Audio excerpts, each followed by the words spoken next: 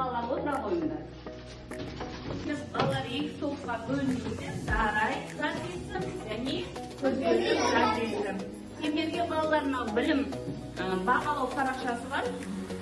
Осы бағалау парақшасы арқылы өздерің қандай сұраққа жауап бересіңдер, өздеріңді бағалап отырасыңдар. Түсінікті ғой, иә?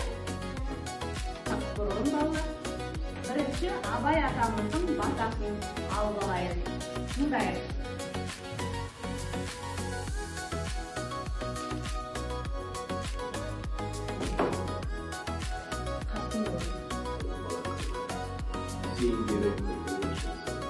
Oylarını teyit akıl noktalarını bilgiye dolu, ölüm projeyi salamın kalması, kimdir ödeyli şamanın çırsı, jör köndeyi yolda olur, jaslıklardan, yolda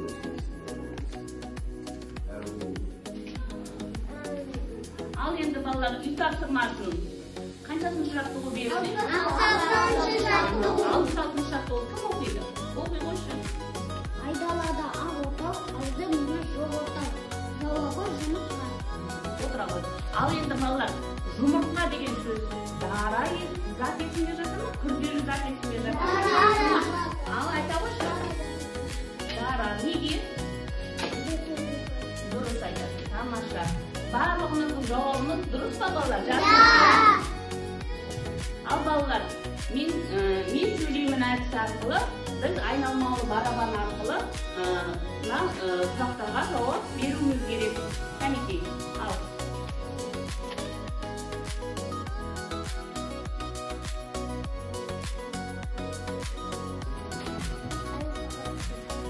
Сұрақ ол. Қандай сөз шықты? Қазақ. Ал қазақ деген сөз. Қандай сөздер жатады? Дара ма, күрделі ма? Дара. Неге? Кино бір сөзден құралып. Тамаша. Ал, келесіге кеттік онда.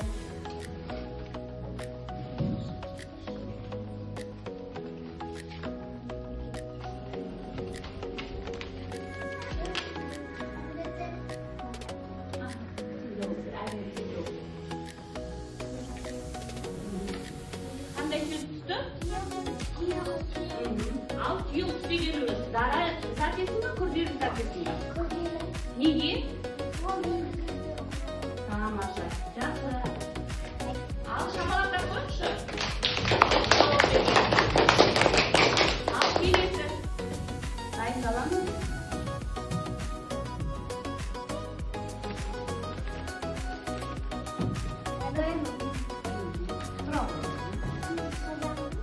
Қазақ қандай сөздер жатыр? Дара ма, күрделі зат есім бе? Неге? Тамаша, жарайсың. Ал, келесі тағы.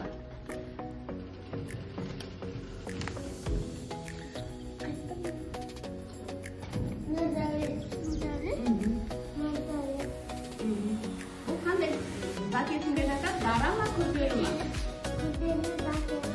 Неге? Күрделі зат есім?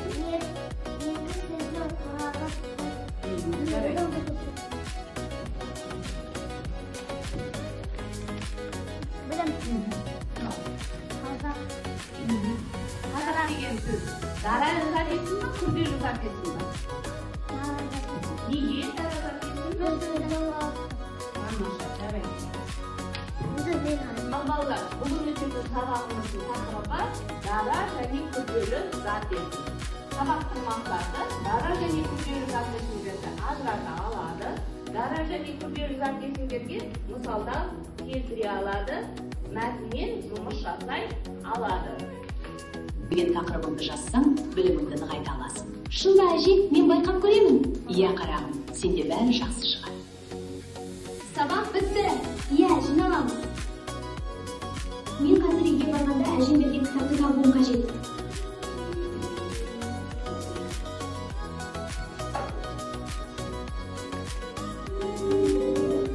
Ал енді тақырыбымды жазайын, білім нәрмен сусындайын.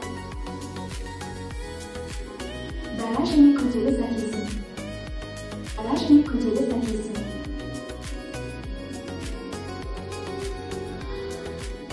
Неге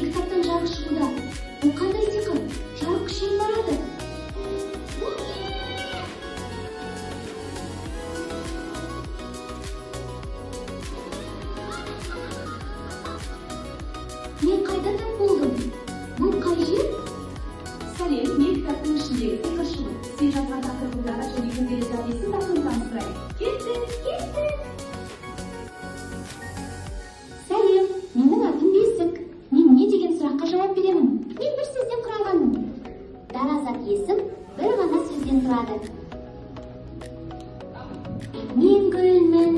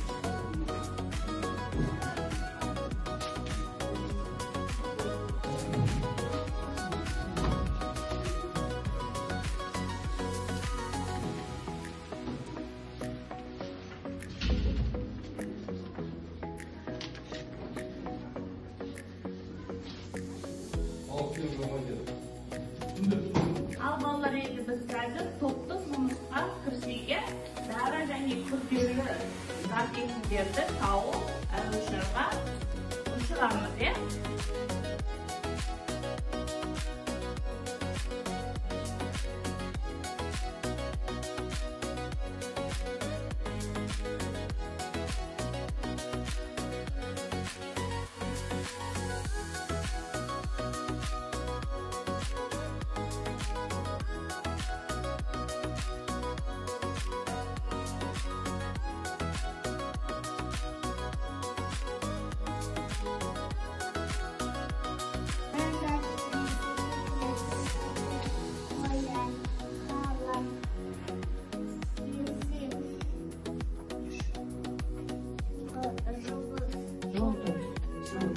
Анау бұл неге дара зат есім?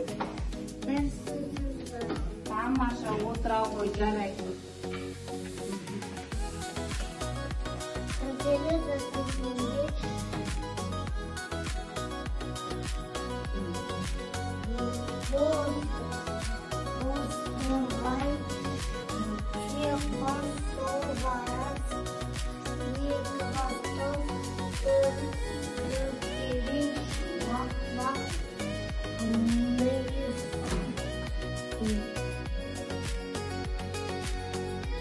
Бұл қандай сөздерді жасады? Күрделі зат есім. Неге күрделі зат есімді жасады? Отыра ғой.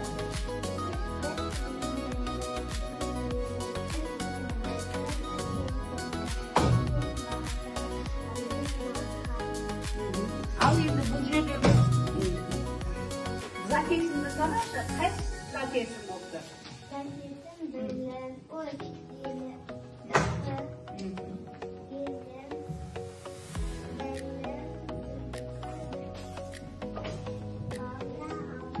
Тамаша. Неге бұл зат есім? Жоқ, қандай сұраққа жауап беріп тұр? Ал, сен айтамыз.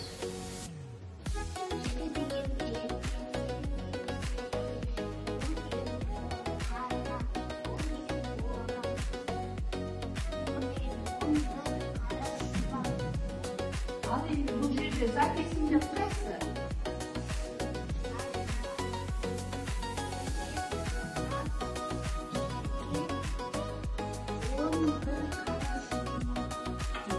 Енді бұл жердегі елге сөзі дара зат есімде жатыр ма, күрделі зат есімде жатыр ма? Неге? Тамаша, отыра ғой, жарайсың. Төртінші тақырыбыма қайғаған әдісі. Бұл жерде балалар дара және күрделі зат есімдерді табамыз. Енді қараңдар балалар. Бізге қай зат есімді табу керек?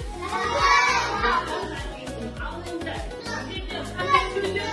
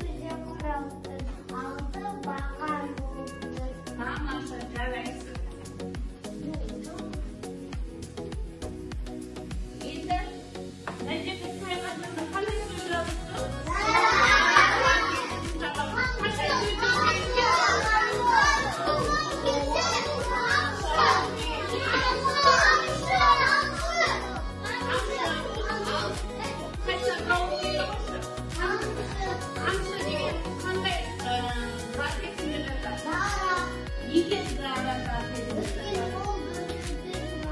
Тамаша, ойбай.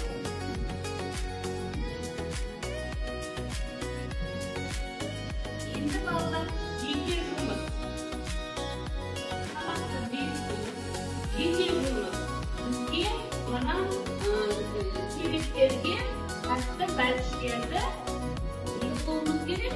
Салуымыз керек, иә? Олай болса, мен сендерге тәтті бәлішті сағат береміз. Ал жеке-жеке сөйтіп жауап береміз. Түсінікті ғой, иә?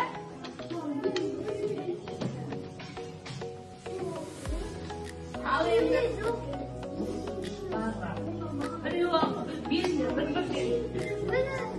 Дара және күрделі себептерге біз тәтті бәлішімізді салайық. Қайсар қолындағы бәліштің сөзді тапшы, қандай сөз жазылған? Темір жол қандай сөзді жазылған? Күрделі зат есім. Неге? Өйткені темір деген бөлек, жол деген бөлек. Келе ғой, тамаша. Екінші кім келе ғой?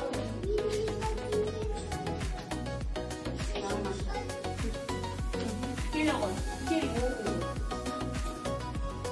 Қандай сөз? Құс деген қандай сөз зат есімде жатады? Неге Дара зат есімде жатады? Тамаша, қоя ғой. Екінші келе ғой.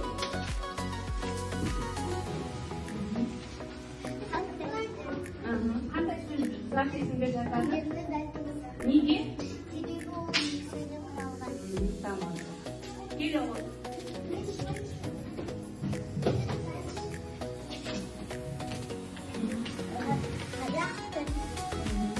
Бұл қандай зат есімде жатады?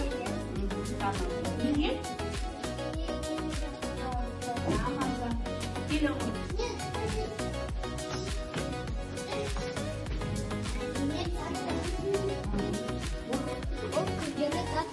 Неге?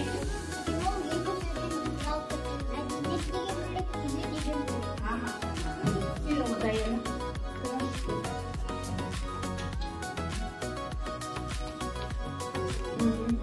Бұл қандай зат есімде жатады? Дара ма, күрделі? Неге? Екі сөзге? Тамаша. Келе ғой, Қайсар. Келіп қойдыңыз, келе ғой. Бағым.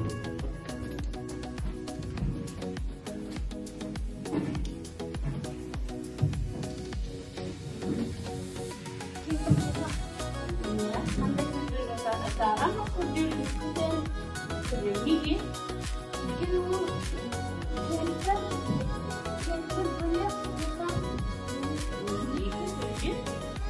құралады. Тамаша, отыралады. Бүгін біз сабақта қандай зат есімдерді өттік? Ал енді соны қайталап кетейік. Дара зат есім дегеніміз не екен? Кім айтады? Кім айтады? Сыңар.